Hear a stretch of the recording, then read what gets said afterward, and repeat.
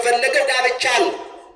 ያ ጋብቻ ከረከሰ እግዚአብሔር የሚያመልክ ትውልድ አይመጣም ብሎ ስለሚያስብ እግዚአብሔር መጀመሪያ የገነባው ትዳርን ነው።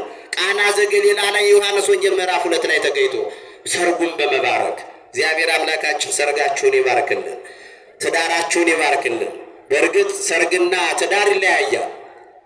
ትዳር ግዴታ ነው፣ ሰርግ ግን ግድ አይደለም። ሰርግ ድግስ ነው፣ ድግስ ነው። እሱ አይደለም ዋናው ትዳሩ ነው። ትዳር ማለት ከእግዚአብሔር ጋር ማደር መዋል ማለት ነው። ስለዚህ ለትዳራችሁ ሁሉ ሰላም ማግኘት ማጣት ይመጣል። ብዙ ሰዎች ሌላ ነገር ተስፋ እናደርጋለን። በትዳር ውስጥ ተስፋ ማድረግ ያለብን ፍቅርንና እግዚአብሔርን ነው። ሀብት አለ ብለን ወደ ትዳር ውስጥ ብንገባ ሀብቱ ያልቃል፣ ሀብቱ ያልቃል። ስለዚህ የማያልቅ ሰላም፣ የማያልቅ ጤንነት፣ የማያልቅ ደስታ ያለበት ትዳር ያስፈልጋል። በዓለም ላይ የማይሰለቹ 3 ነገራቶች ናቸው። አንደኛው ሰላም ነው። ማን ነው አልኳችሁ? ሰላም ይጠገባል፣ ሰላም ይሰለቻል ክርስቲያኑ። ሁለተኛው እንዲሁ ደረጃ ጤና ነው። መጀመሪያ በርግጥ 3 ስላልሆነው በእኔ ነው አንደኛ ሁለተኛ አልኳችሁ። ሁለተኛ ጤና ነው።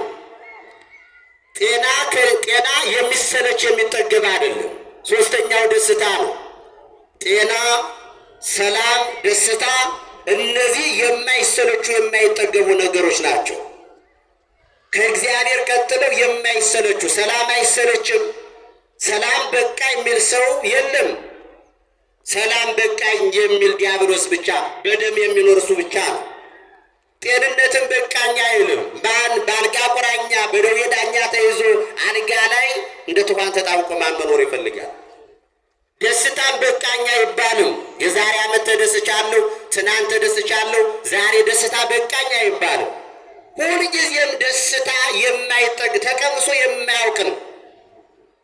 ሰው 40 ዓመት 50 ዓመት 100 ዓመትም ሆኖት ምን ያህል ደስታ ተደስተሃል ተደስተሻል ቢባል የደስታ ጣዕሙ ብዙ ነው፣ የማይጠገብ ነውና ልክ መላእክት ክርስቶስን ዓለም እግዚአብሔርን ዓለም ከተፈጠረ ጀምሮ አመስግነውት አንዷን ሰዓት ከ4 ከፍለው ርቧን እንኳ ያህል ያመሰገኑት እንደማይመስላቸው ደስታችሁን ቁጠሩ ብንባል መቁጠር አንችልም።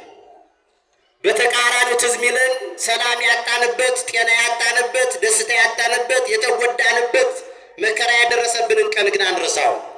ሰው ምን ያህል ቀን ተደስታ የሚባል እኔ አሁን ባለኝ ዕድሜ ምን ያህል ተደስታ የሚባል ፈተናዬ ካልሆነ በቀር ደስታዬ ትዝ አይልም። ይሄ ሁሉ ሰው ባህሪ ነው።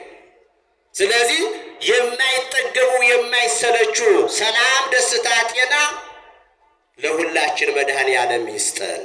ትዳራችሁን በሀብት በንብረት ይልቁንም ደግሞ በሰላም በጤና በደስታ እስከ መጨረሻ ድረስ የዘለቀ እንዲያደርግላችሁ መልካም ፈቃዱ ይሆንልን።